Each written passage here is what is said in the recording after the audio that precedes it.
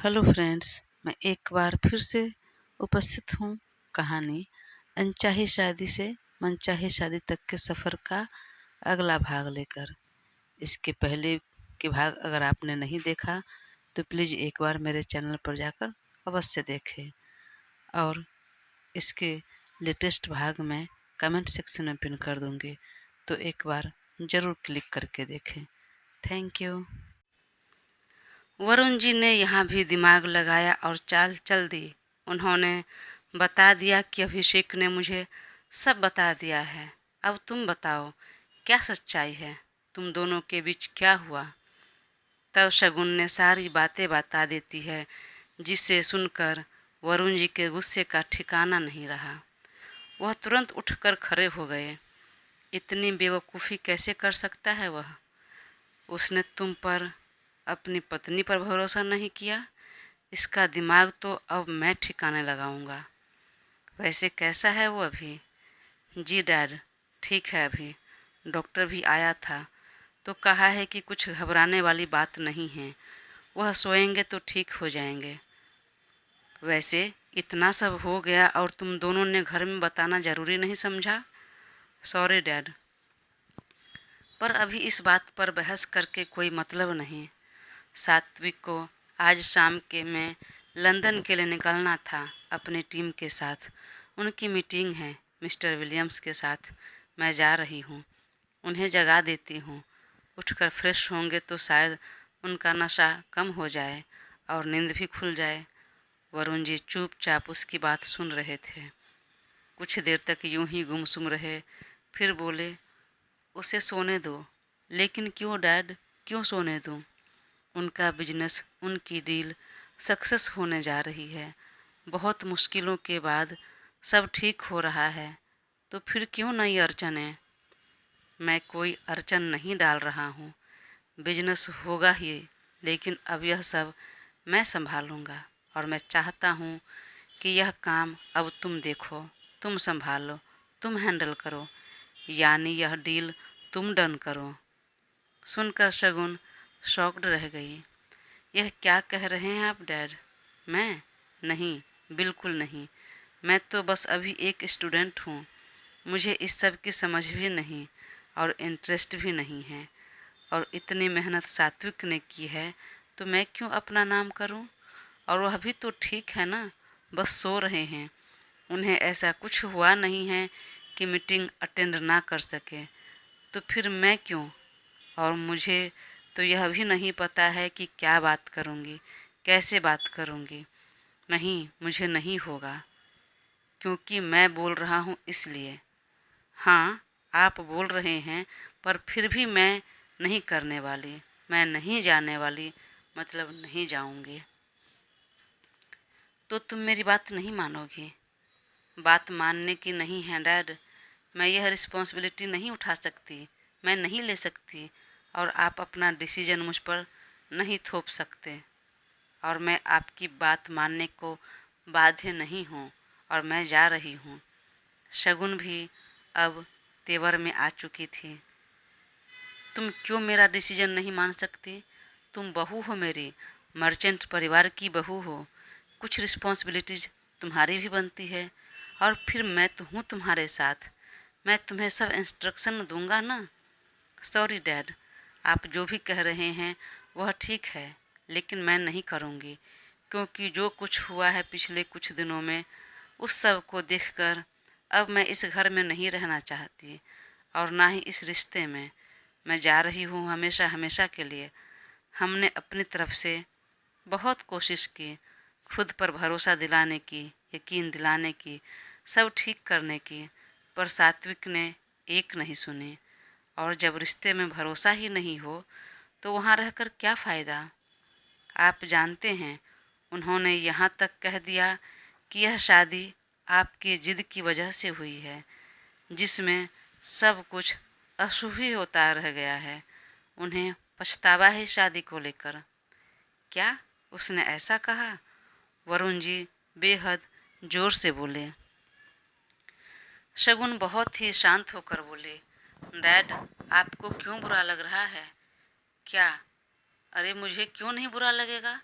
इतना सब हो गया, उसने एक बार अपने परिवार में डिस्कस नहीं किया, तुम्हारी बातों पर भरोसा नहीं किया और उस लड़की के चक्कर में फंस गया इतनी आसानी से। इसमें जरा भी दिमाग नहीं है, जरा भी दिमाग नहीं लगाया। वही तो मैं बोल रही हूँ, वह दिमाग क्यों लगाएगा जब आपका इतना शह मिला था तो। शगुन, हद में रहकर बात करना, यह मत भूलो तुम अपने ससुर के सामने बैठे हो, जबान काबू में रहे।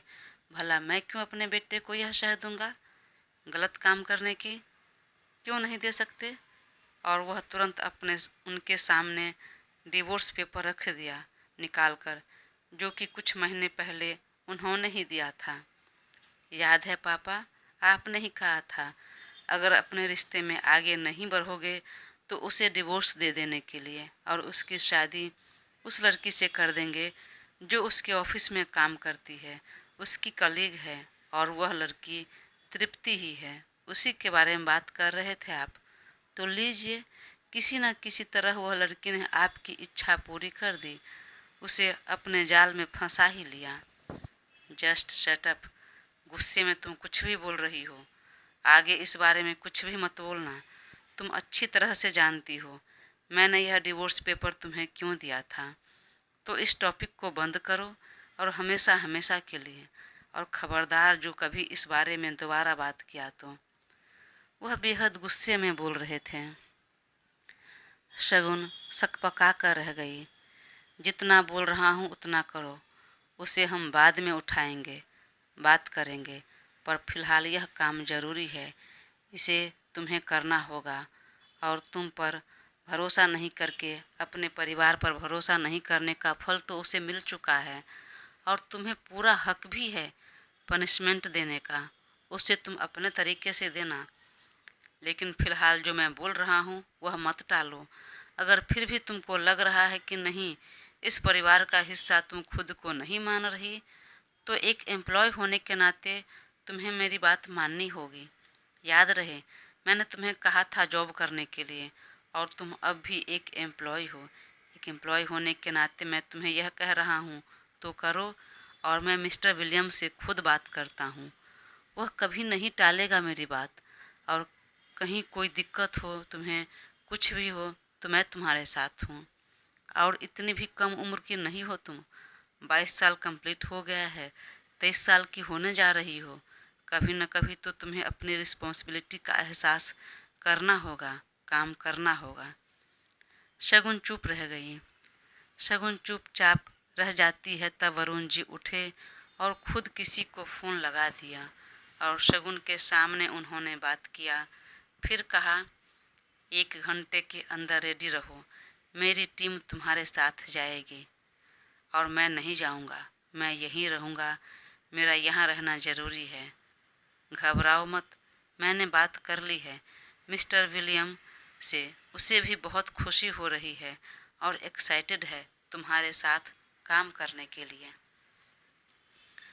अब शगुन कुछ नहीं बोली और वह निकलकर घर चली गई। जैसा उन्होंने कहा था वैसे ही 1 घंटे बाद वह लंदन के लिए निकल गई। इधर अभिषेक भागा भागा ऑफिस आया और सात्विक के कमरे में जाकर सात्विक को जगाने लगा। सर, सर उठिए प्लीज, हमें निकलना था आज। गहरी नींद में सो रहा सात्विक को कुछ सुनाई नहीं दे रहा था। वह उठ नहीं रहा था। तब अपनी गोद में वह उठाने लगा उसे, लेकिन लंबा चौड़ा सात्विक उससे संभल नहीं रहा था। तब उसने जैसे तैसे बाँह पकड़कर उसे उठाया और बाथरूम में ले जाकर शावर के नीचे खड़ा कर दिया। काफ़ी देर तक पानी गिरने के बाद उसकी आंख खुली। अभिषेक ने कहा, सर जल्दी बाहर आइए, और उसके लिए नींबू पानी, ब्लैक कॉफ़ी सब मंगा लिया जिससे उसकी नींद खुल जाए। सात्विक बाहर निकला। उसकी नींद तो खुल चुकी थी, पर अभी भी आलस भरा हुआ था। सिर काफ़ी भारी भारी लग रहा था। तब अभिषेक ने उसे नींबू पानी और कुछ देर के बाद कॉफ़ी पीने के लिए दिया। यह सब पीने के बाद उसकी नींद खुली, और अब उसे होश आया तो रात वाली सारी बात एक एक करके याद आने लगी। और वह बेहद चौंक गया। चारों तरफ देखने लगा। अरे, मैं यहाँ यहाँ कैसे आ गया? मुझे कौन लेकर आया? और और वह तृप्ति, उसने कुछ किया तो नहीं ना मेरे साथ? आगे तो नहीं बढ़ी ना? उसने अपने हद तो नहीं क्रॉस किया ना? मेरे साथ उसने कुछ किया तो नहीं ना? वह बहुत बड़ी चीटर है। मुझसे बहुत चीट किया उसने। कल रात डिनर पर बुलाने के बहाने उसने मुझे कुछ ऐसा खिला पिला दिया जिससे मैं अपने ऊपर से कंट्रोल खो बैठा। वह एक ही सांस में बार बार पूछता रह गया, सर जैसा आप सोच रहे हैं वैसा कुछ नहीं हुआ, सब ठीक है। और यहाँ आपको शगुन मैम लेकर आई है। मैम ने आपको बचा लिया, कुछ अनर्थ नहीं होने दिया। सुनते ही सात्विक की आंखों में आंसू आने लगा। उसने अपना चेहरा अपने हाथों में छुपा लिया और फूट फूट कर रो पड़ा। बहुत गलत किया मैंने, बहुत ज़्यादा। पता नहीं अब क्या मुंह दिखाऊंगा शगुन को, कैसे। वह सच बोलती रह गई और मैंने उस पर कभी भरोसा नहीं किया, कभी यकीन नहीं किया। और तुम्हें और तो और मैं उससे माफ़ी भी नहीं मांग सकता, सफाई भी नहीं दे सकता। और क्या कहूँगा अपनी सफाई में। फिर अगले ही पल वो चेयर से उठकर बोला, नहीं, मैं उस तृप्ति को छोड़ूंगा नहीं। उसकी इतनी हिम्मत, मेरे साथ खेल खेलने लगी, गेम खेलने लगी। उसकी तो उसकी तो औकात मुझे बतानी होगी। मर्डर कर दूंगा उसका, जान ले लूँगा मैं। उसने बिजनेस तो बिजनेस, मेरे और शगुन के रिश्ते में भी जहर घोल दिया। उसकी बातों में आकर न जाने मैं उस बच्ची को क्या क्या नहीं कह दिया। अपने शगुन का कितना दिल दुखा दिया। उस पर एक बार यकीन नहीं किया। सर प्लीज़ शांत हो जाइए, मैम बहुत समझदार है। वह आपको इन सब से उबार लिया, मतलब अपने रिश्ते को भी बचा लेगी, संवार लेगी, कुछ नहीं होने देगी। तो प्लीज़ इस सब को फ़िलहाल स्टॉप कीजिए। और आज शाम को हमें निकलना था, तो जल्दी रेडी होइए, बैग पैक कीजिए और निकलिए। मिस्टर विलियम्स से बात कीजिए, कांटेक्ट कीजिए एक बार। हाँ, बिल्कुल सही कहा तुमने, लेकिन वहाँ जाने से पहले मुझे एक बार तृप्ति से मिलना है। सर प्लीज़, इतना बड़ा धोखा खाने के बाद भी उस लड़की को इतनी वैल्यू मत दीजिए। जो काम पहले करना चाहिए वह कीजिए और अपने रिश्ते को संभालिए। सात्विक एकटक अभिषेक की तरफ देखने लगा। सॉरी सर, अगर मैं ज़्यादा कुछ बोल दिया तो, पर क्या करूं? आप मेरे बॉस हैं, लेकिन उससे पहले मैं आपको अपना बड़ा भाई समझता हूँ, अपना परिवार समझता हूँ, इसलिए अपना समझकर बोल दिया। अगर बुरा लग गया तो दिल से माफ़ी मांग रहा हूँ। तब सात्विक ने उठकर उसे गले से लगा लिया। नहीं सात्विक, तुमने बिल्कुल सही कहा और मैं नाराज़ नहीं, बिल्कुल नहीं हूँ। मैं तो तुम्हें देख रहा हूँ कि तुम कितने समझदार हो, जिसे मैं खुद से कम आंकता रह गया। वह सब कितने समझदार है।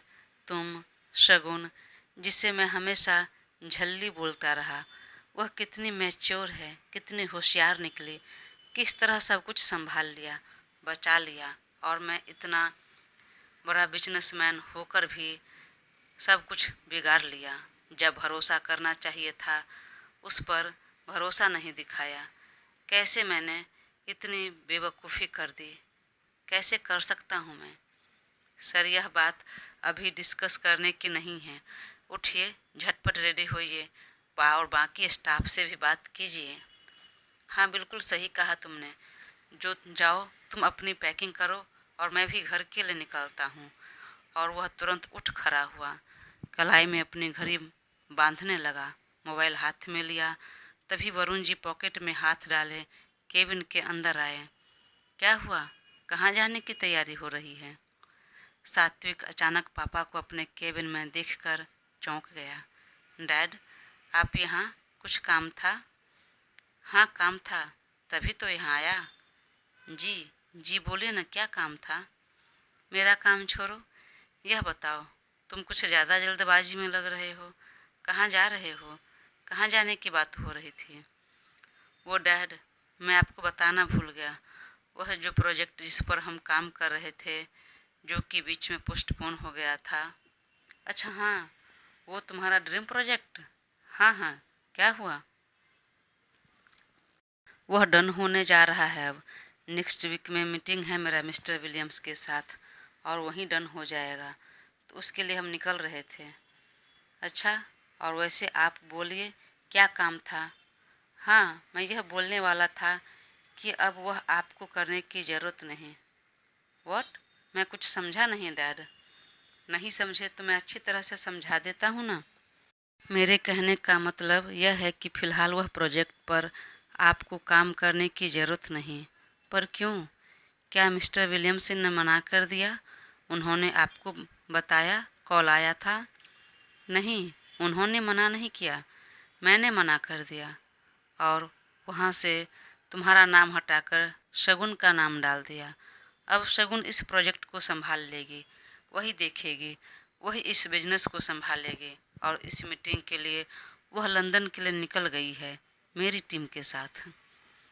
कलाई में ठीक से घड़ी बांध नहीं पाया था अब तक सात्विक। पापा की बात सुनकर उसका हाथ यूं ही रुक गया और वह हक्का बक्का पापा की तरफ देखने लगा और घड़ी खुलकर नीचे गिर गई। अरे अरे, संभाल कर, आखिर कितनी चीज़ें को तोड़ोगे, टूट कर बिखेर दोगे, कितनी लापरवाही करोगे। देखा आपने, ठीक से नहीं पहना था शायद, और लाखों की घड़ी टूट कर चूर चूर हो गई। ठीक वैसे ही जैसे आपके हाथ से बिजनेस निकल गया और आपके रिश्ते भी। अब इससे पहले कि कुछ और भी देर हो जाए, सो प्लीज़ सीरियस हो जाइए। सात्विक और चौंक गया। पापा की बात में जो सलाह के साथ ताने भी भरपूर थे, उस सब से वह समझ रहा था कि शायद पापा को सच्चाई पता चल गई है। उसने तुरंत अभिषेक की तरफ देखा तो उसने धीरे से हाँ में सिर हिला दिया। सात्विक तुरंत सामान्य होकर बोला, डैड, मुझे बहुत खुशी है कि यह बिजनेस शगुन संभाल रही है और मुझे कोई प्रॉब्लम नहीं, और मुझे पूरा भरोसा है कि वह मुझसे बेहतर तरीके से सब कुछ कर सकती है। लेकिन फिर भी मैं जानना चाहता हूँ और आपकी परमिशन लेकर उसके साथ जाना चाहता हूँ, उसके साथ रहना चाहता हूँ। हो सकता है उसे मेरी ज़रूरत हो तो मैं हेल्प करूँगा। मैं उसके पीछे रहना चाहता हूँ, इसलिए मैं जा रहा हूँ। उसकी कोई ज़रूरत नहीं है उसके आगे रहने की, न पीछे रहने की, न ही उसके बगल में। वह इतनी काबिल तो है कि सब कुछ हैंडल कर सकती है। और अब आप भरोसा नहीं भी करेंगे तो भी कोई बात नहीं। जब करना था तब तो आपने किया नहीं, जब ज़रूरत थी तब तो आप कभी उसके साथ नहीं रहे। तो आपको लग रहा है कि अब उसके साथ रहने का कोई औचित्य है? देखिए, मुझे बोलने का हक नहीं, क्योंकि यह आप दोनों के बीच की बात है, हस्बैंड वाइफ का मैटर है। पर फिर भी मैंने अपना ओपिनियन दिया है। लेकिन तो भी आपकी वाइफ है वो, उस नाते आपको जाना है तो जाइए, पर यह डील डन होने दीजिए उसके बाद। क्योंकि मैं नहीं चाहता आप जाए तो उसे कुछ डिस्टरबेंस हो और फिर मीटिंग में वह ठीक से ना बोल पाए, अपनी बात नहीं रख पाए। मुझे जो कहना था कह दिया, बाकी आगे आपकी मर्जी। सात्विक चुप रह गया। अभिषेक भी आश्चर्य से वहीं खड़ा रह गया। इधर धीरे धीरे तृप्ति का भी नशा कम हुआ और वह उठकर बैठी तो सिर से लेकर पूरे बॉडी में भयंकर पेन था और वह कुछ देर तक यूं ही बैठी रह गई। फिर उसे तुरंत रात वाली बात याद आ गई और याद आते ही उसकी आंखें फटी की फटी रह गई। दोस्तों, आगे क्या होगा यह जानने के लिए प्लीज़ अपना साथ बनाए रखें और चैनल को सब्सक्राइब कर मुझे ज़रूर सपोर्ट करें। बहुत जल्द मैं कहानी का अगला भाग अपलोड करूँगी। प्लीज़ तब तक अपना साथ बनाए रखें। Thank you.